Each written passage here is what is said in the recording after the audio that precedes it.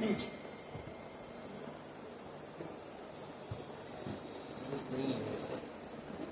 जरूरत नहीं है इसकी जरूरत नहीं है।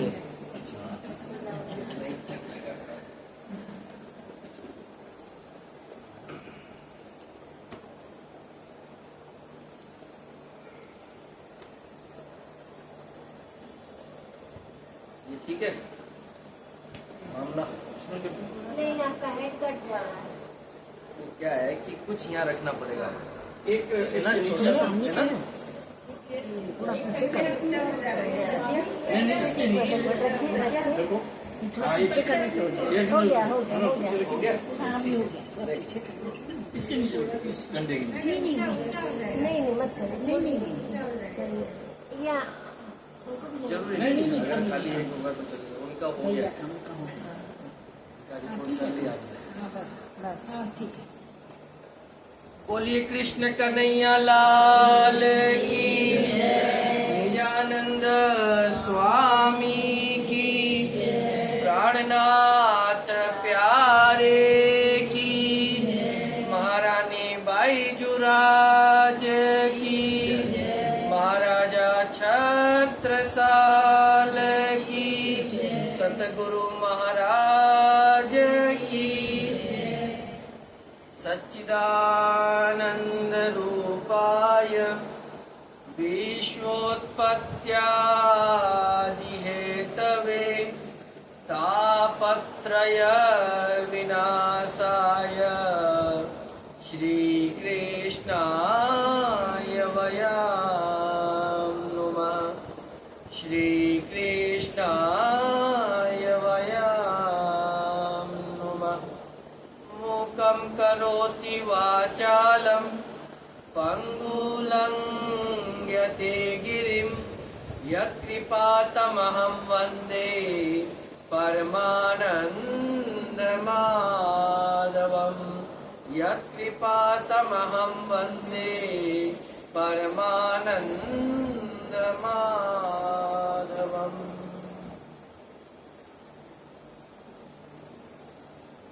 बोलिए कृष्ण कन्हैया लाल की जय।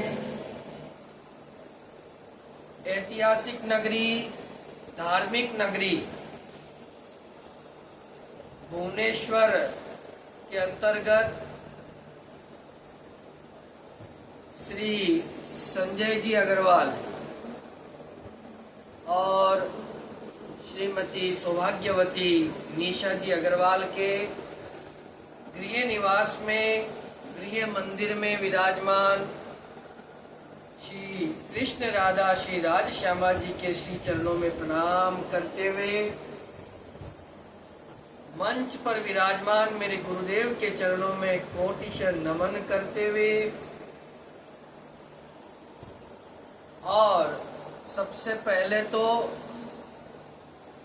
देखिए ये होता है आत्म संबंध और संसार के संबंध का मिश्रण। आज से नहीं, वर्षों पुराना, जिसे हम आज से जानने लगे, मैं कुछ वर्षों से जानने लगा हूं। ऐसा बड़ा ही सुंदर प्रेम संबंध, आत्म संबंध रायगढ़ के सेठ श्री सागर जी बंसल की सुपुत्री सौभाग्यवती सीमा जी, और इनका नाम तो फिर भी भूल जाता हूँ, उनका नहीं बोल सकता, संजीव जी गर्ग साहब। तो बड़ा ही इनका स्नेह इनके परिवार से आरंभ से, और इस भुवनेश्वर में जैसा कि अभी आपने सुना कि ठीक है हम आते और आके इनसे मिलके चले जाते, लेकिन ये कलयुग के अंदर जो सबसे अनमोल जो वस्तु है वो अगर आज हमें यहाँ प्राप्त हो रही है, आप समझ लीजिए आपने जो ये 2 घंटा या 1 घंटा निकाला है, ये सत्संग ऐसे आपको बहुत से लोग बहुत कुछ दे सकते हैं, लेकिन ये जो करोड़ों की निधि है वो आज हमें जिनसे मिल रही है, ऐसे श्रीमान संजय जी, एक है संजीव जी और एक है संजय जी, तो दोनों परिवार लुटा रहे हैं। देखिए संजय जी और निशा जी ने इतना सुंदर आप सब लोगों के मध्य ये आयोजन रखा, तो मैं बहुत बहुत आपके श्री चरणों में प्रणाम करता हूँ, दोनों दंपति के श्री चरणों में। लास्ट बट नॉट लिस्ट, इनकी मेहनत तब सफल होती, अब सफल हुई है जिसमें आप सब लोगों का आगमन हुआ है। अगर आप भक्त लोग नहीं आते तो ठीक है, हम उनके घर अच्छा खाना खाते, इनके घर शाम का अच्छा खाना खाते और भुवनेश्वर की हवा खा के चले जाते, लेकिन आप सब लोग, और बड़े मजे की बात, इतने दूर से हमारे माताएं आई हैं, बहन आई हैं कटक से, तो आप सब सुंदर साथ भक्तगणों के श्री चरणों में मेरा कोटि कोटि प्रणाम स्वीकार करें। प्रणाम जी। हे भगवत भक्तों, सुनना सुनाना तो आज के समय में बड़ा ही आम हो गया है। जब से ये कोरोना काल आया है ना, तब से किसी की भी बात सुनना बहुत आसान हो गया और किसी को सुनाना भी बहुत आसान हो, जिसे हिंदी में तो हम लोग कहते हैं सामाजिक संजाल, आप लोग कहते हो सोशल मीडिया। तो सुनना सुनाना तो बहुत कुछ अब होता है, होने लगा है। देखिए, शास्त्र और पुराण क्या कहते हैं, जब तक उन बातों को हम नहीं सुनते हैं तो जितना जो कुछ सुनना या सुनाना है वो सब हमारा व्यर्थ चला जाता है। शास्त्रों की बातें बतलाऊंगा मैं, अगर जो कुछ कहूंगा, वो कहते हैं ना कि शपथ लेते समय क्या बोला जाता है, जो कुछ कहूंगा सच कहूंगा, सच के सिवा कुछ ना कहूंगा। ये हर धर्म प्रचारक का प्रथम प्रतिज्ञा होती है कि वह अगर व्यास पीठ अथवा जिस भी पीठ पर वह विराजमान होकर के कुछ कहे तो शास्त्र सम्मत वो बात होनी चाहिए। शास्त्र क्या कहते हैं, पुराण क्या कहते हैं। आइए ऐसे ही भागवत का एक श्लोक से आज कुछ वार्तालाप आपके मध्य हम करेंगे। एक बहुत सुंदर श्लोक आया, मैं पढ़ के सुनाऊंगा, इसके लिए मैंने खोल के रखा है। मैं जहां भी जाता हूँ खोल के सुनाता हूँ, ताकि ऐसा ना लगे कि कुछ मनगढ़ंत सुना दिया हो। एक बहुत सुंदर श्लोक है, नैमिषारण्य का क्षेत्र है। सौनकादि ऋषि, आपने तो बहुत सुनी है भागवत की कथा सुखदेव जी ने परीक्षित को सुनाई, लेकिन हमारे समक्ष वह सूत और सौनक के संवाद के रूप में। सूत जी ने वो कथा कही और सौनक आदि ऋषियों ने सुनी, और तब उन्होंने कहा कि सुखदेव जी ने ऐसा सुनाया, ऐसा। ठीक है, तो क्या कहते हैं यहाँ पर, सबसे पहले देखिए, कभी भी वक्ता, अब आज हम कुछ, जैसे हमारी जो ये यात्रा चल रही है जागनी यात्रा, तो जगह जगह पर कार्यक्रम होते हैं, प्रवचन होते हैं, उसके बाद हम एक छोटा सा सत्र रखते हैं जो आखिर में वो बड़ा हो जाता है।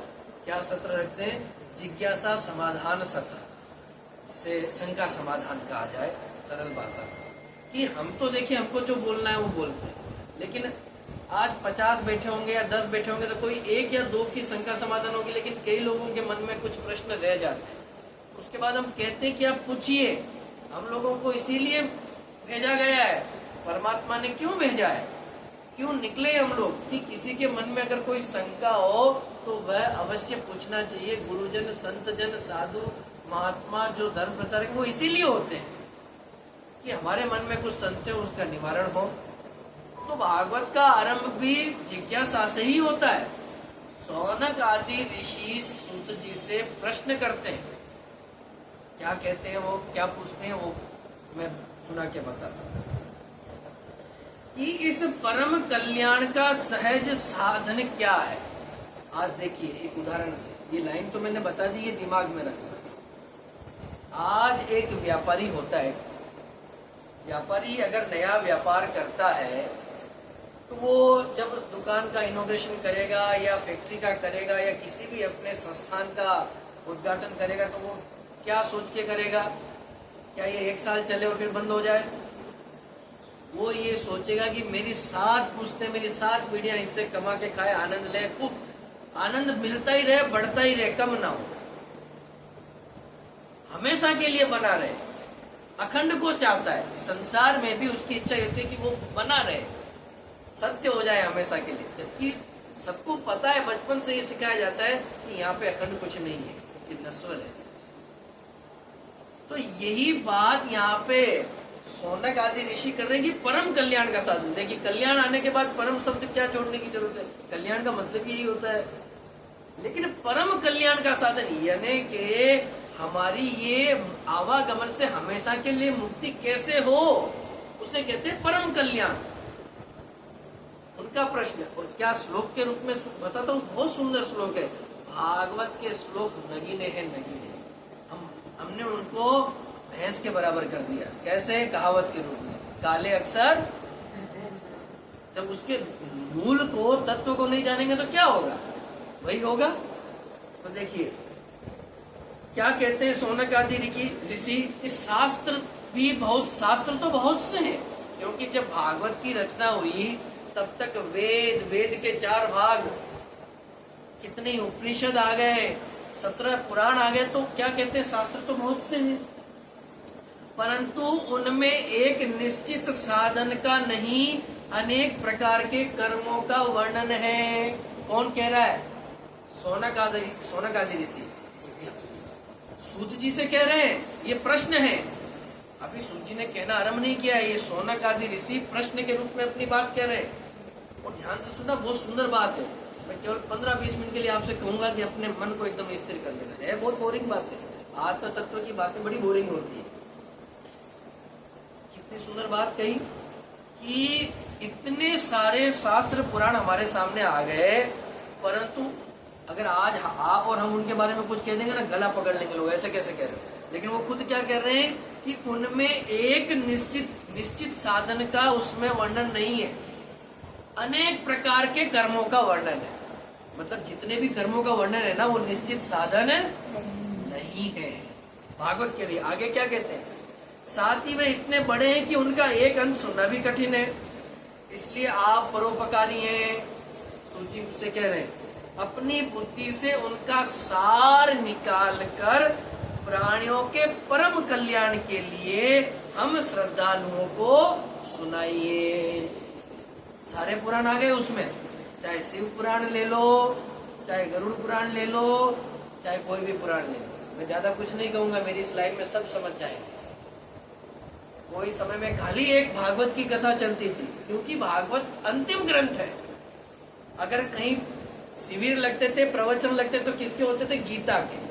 जो छोटे शिविर होते थे, गीता के ऊपर कक्षाएं लगती थी, क्लास शिविर लगते थे, और कथा होती थी तो भागवत की होती थी। अब क्या है कि कई और होने लगे।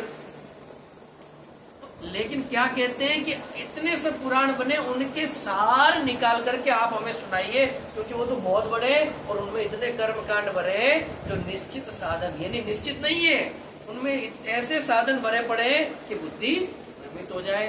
तो आप हमें सुनाइए, ये कृपा कीजिए।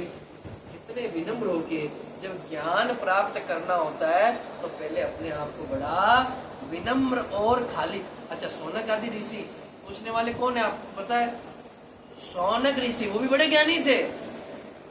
आज तो हमें थोड़ा सा ज्ञान हो जाए तो जरूरत ही नहीं है, हम तो सब जानते हैं किसको क्या पूछना और किसको क्या करना। छोटी सी 2 मिनट की कहानी करके मैं इसका जो जवाब दिया है सूची ने वो बताऊं।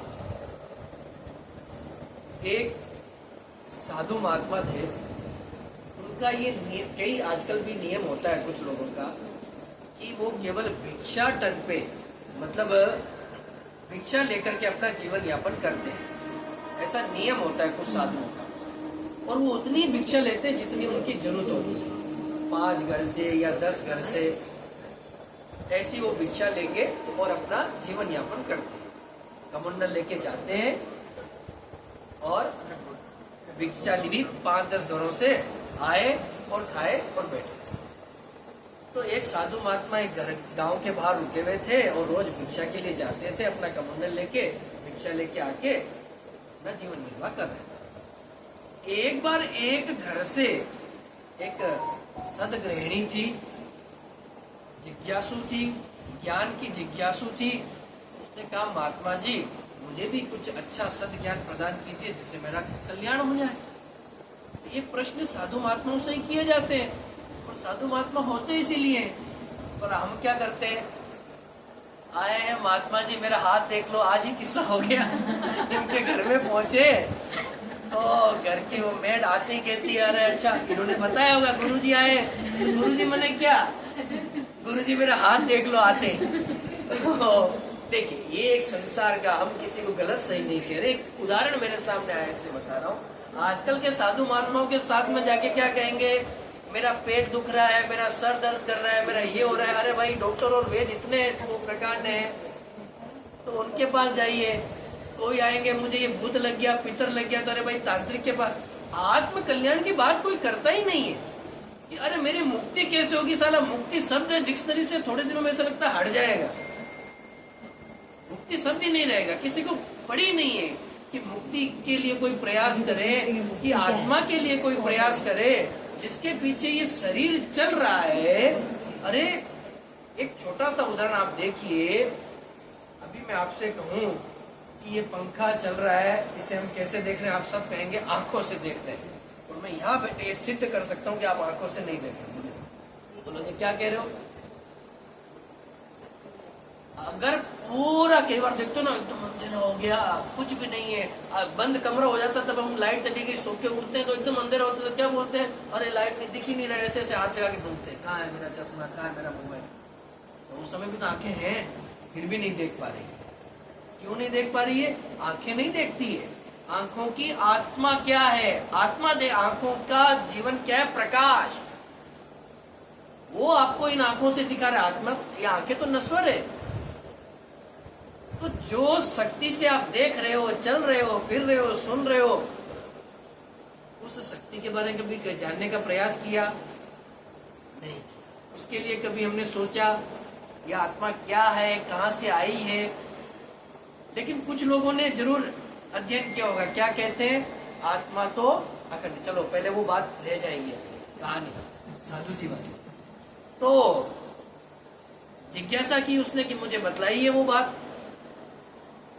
शिक्षा दीजिए। तो ठीक है, बोले कल से आपकी शिक्षा प्रारंभ होगी। कहानी में जो सुन रहे थे ना अपन, महात्मा जी बोले कल से आपकी शिक्षा प्रारंभ होगी। अगले दिन आ गए कमंडल लेके अपना, बोले चलो पहले तो रोज वाला काम, जो भिक्षा देनी है दे दो। जैसे ही वो भिक्षा डालने लगे, अरे महात्मा जी आज तो कमंडल में कचरा ही कचरा बड़ा पड़ा है, पहले इसको तो निकालिए, तब मैं इसमें खीर पूरी डाल पाऊंगी। मैं अच्छा अच्छा भोजन कब डाल पाऊंगी, जब इसमें से गंदा कचरा आप निकाल दोगे।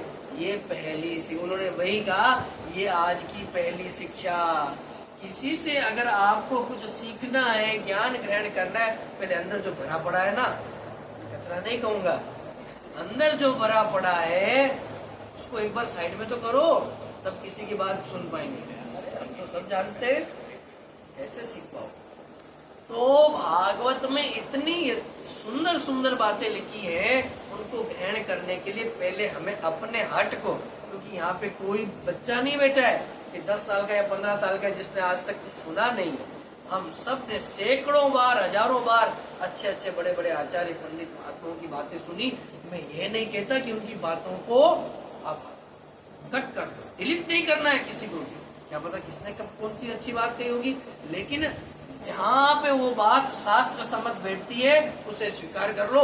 जो शास्त्र सम्मत नहीं है वो हमारे किसी काम की, वो कल्याण नहीं कर पाएगी हमारे। वो हो सकता है आपके व्यवहारिक जीवन में कुछ काम आ जाए, लेकिन आत्मा के कल्याण के लिए वो बात कभी आपके लिए चरितार्थ नहीं हो सकती। अब सोनक आदि ऋषियों ने जो प्रश्न किया उसका उत्तर सोचिए क्या देते हैं, क्योंकि बातें तो देखो करने के लिए बहुत लंबी लंबी, बहुत लंबा हो जाएगा। हम उसका उत्तर सुनते हैं। तब यहाँ पर सोनक आदि ऋषियों के प्रश्न को सुनकर के रोम हर्षण जी के पुत्र उग्रसवा, जो सूत जी के रूप में, वो क्या कहते हैं कि यह श्रीमद् भागवत अत्यंत गोपनीय रहस्यात्मक पुराण है। बाकी सब पुराणों के लिए ही नहीं कहा है, लेकिन भागवत के लिए सूत जी महाराज कहते हैं कि ये बड़ी रहस्यात्मक पुराण है, गोपनीय पुराण है। यानी इसमें इतनी राज की बातें छुपी है कि उन राज की बातों को हम जान लें, पहचान लें, तो उस राज से हमारा मिलन हो सकता है। राज माने क्या? राज किसको कहते हैं? आप गुजराती में अगर गरबा करोगे तो आप समझ जाओगे। गुजराती भाषा में कहा जाता है अपने पति को राज कहा जाता है, गुजराती भाषा में अपने, है ना? तो इन्होंने इसीलिए हाँ भी बोला।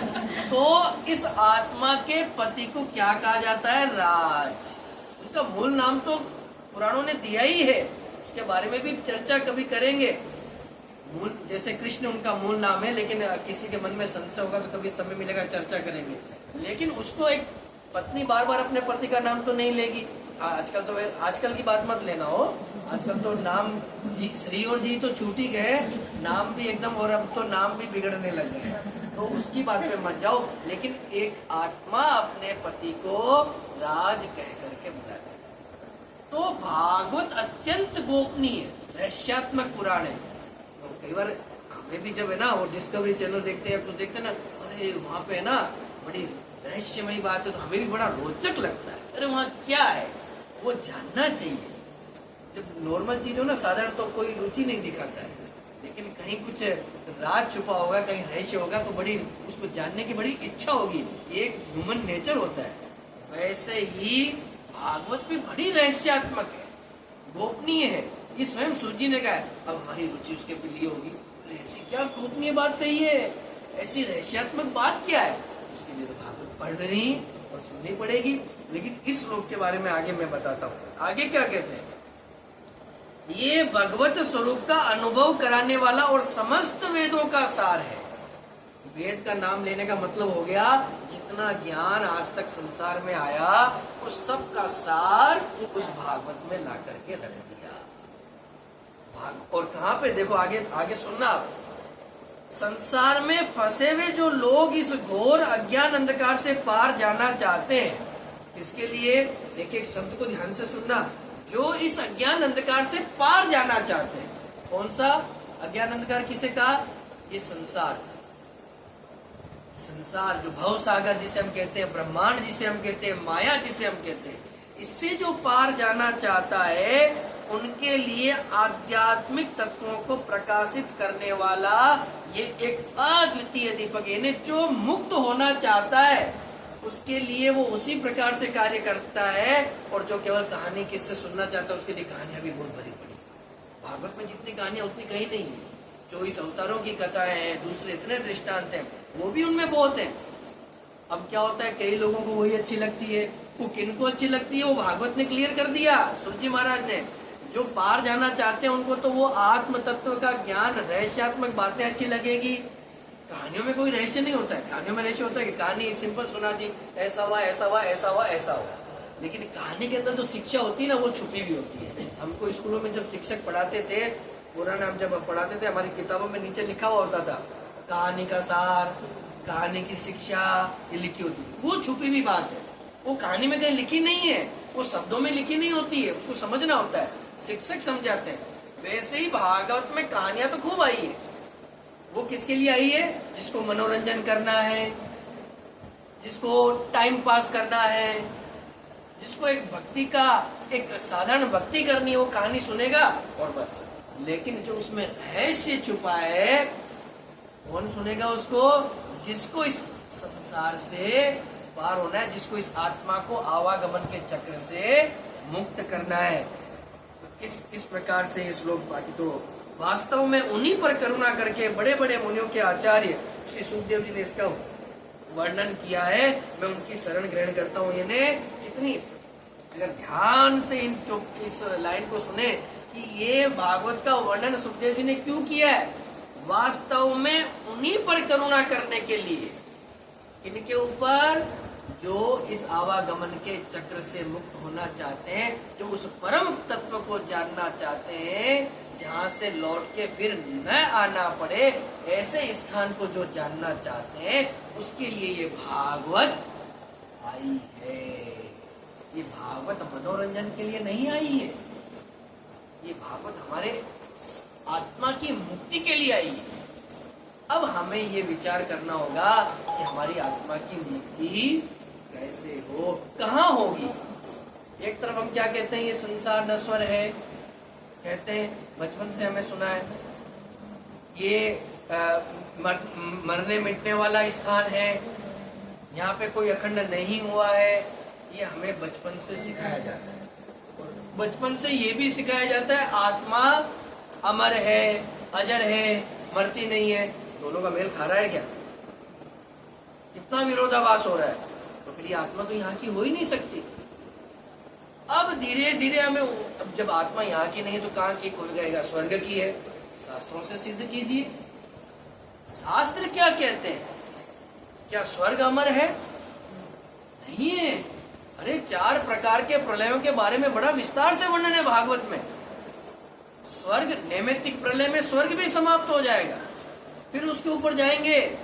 गुरुदेव ने कहा ही था हम शुभ कर्म करके स्वर्ग तक पहुंच जाएंगे और तपस्या में शुभ कर्म करेंगे तो वैकुंठ तक पहुंच जाएंगे। तो बोलेंगे वैकुंठ तो वहां मुक्ति है। नहीं, अरे जब प्राकृतिक प्रलय होगा ये पूरा संपूर्ण जो क्षर ब्रह्मांड स्थूल सृष्टि सारी समाप्त हो जाएगी। महाप्रलय में तो नारायण के अंत्यकरण सब कुछ जितना है 14 लोक, ज्ञान शक्ति, गायत्री, अष्टावरण, निराकार, सब कुछ समाप्त हो जाएगा। फिर ये आत्मा कहाँ रहेगी? शास्त्र सम्मत बात बतला रहा हूँ मैं, मन से नहीं कह रहा हूँ। सबके मन में दुकड़ दुकड़ तो होगी, अरे हम तो कर रहे स्वर्ग जाने के लिए, वैकुंठ जाने के लिए, और आज तो आकर के एक छोटे से बच्चे ने कह दिया ये तो कोई मतलब ही नहीं। अरे बाप रे, अब क्या? भागवत निकाल के देख लेना, भागवत में ये बातें लिखी है। तो कहना काल करे सो आज कर, आज करे सो अब। हमारे सामने पारसमणि आ गई तो उसके बाद इंतजार करेंगे क्या? लोहा कल खरीदेंगे परसों करेंगे, साला पारसमणि आ गई, ऑर्डर करो लोहे की दुकान वाले को, तो जितना लोहा है भिजवा दे, मेरे को सोना बना सब पैसा। तो भागवत ऐसी ही पारसमणि है। मैं मेरी महिमा नहीं कर रहा हूँ, भागवत बता रहा हूँ, मैं तो एक माध्यम हूँ। भागवत ऐसी पारसमणि है, उसको देखिए उसमें क्या बातें लिखी है, और उससे अपने आप को सोना बनाइए। हमें अपने आप को बनाना है, आत्मा तो बनी बनाई है, और उसे उस स्थान तक हमें पहुंचाना है। बस आज के लिए इतना ही, आरंभ के लिए इतना ही। अगर मैं ये समझता हूँ अच्छा लगेगा तो अगली बार फिर शायद हमें आने का मौका मिलेगा, और आपको अच्छा लगेगा तो, अगर अच्छा लगा है तो फिर मैं दक्षिणा भी लूंगा, वो अगली बार लूंगा। बोले आ गए पंडित जी अपने लाइन पे आ गए, तो दक्षिणा अगली बार लूंगा, ब्याज सहित लेते हैं ना। तो वो दक्षिणा क्या होगी सुन लो, मेरी दक्षिणा क्या होगी? अगर अच्छा लगा और अगली बार आए तो दोनों हाथों से दक्षिणा लाना, एक एक और जो श्रद्धालु हैं उनको साथ में लाना, तो वो मेरी दक्षिणा होगी। अगर अच्छा लगा है और अगली बार हमारा सौभाग्य रहा आप जैसी पुण्य आत्माओं के दर्शन करने के, तो हम अवश्य आएंगे। मैं आप सब लोगों को बहुत बहुत धन्यवाद देना चाहूंगा कि आप यहाँ आए और आपने 1 घंटे तक हमको झेला, आत्म तत्व को श्रवण किया, आत्म तत्व को सुनना। आज के समय बड़ी टेढ़ी की होती, सच बता रहा हूँ। ये तो ठीक है मैं यहाँ बैठ के बोल रहा हूँ, मुझे अच्छा लग रहा है, सामने बैठने पे थोड़ा सबको होता है। सुनना सबसे बड़ी तपस्या है। आज इस कलयुग की सबसे बड़ी तपस्या जो आप लोगों ने की, श्रवण तपस्या जो आप लोगों ने की, इसके लिए मैं जितनी आपकी प्रशंसा करूं, धन्यवाद कहूं, उतना कम है। तो आइए, अब इतनी देर से हम बोल रहे थे, कुछ जयकारे आप हमारे साथ बोलिए और फिर हम इस सभा को यहाँ विराम देंगे। बोलिए कृष्ण कन्हैया लाल की जय। रामानंद स्वामी की, प्राणनाथ प्यारे की, महारानी बाईजू राज की, महाराजा छत्रसाल की, सदगुरु महाराज की, गौ माता की, भारत माता की। अब मैं बोलूंगा वंदे, आप हाथ उठा के बोलेंगे, मातरम हाथ उठा के बोलना, वंदे वंदे वंदे। जय जय श्री राधे, जय जय श्री राधे, जय जय श्री राधे। राधावर कृष्ण चंद्र की प्रणाम जी।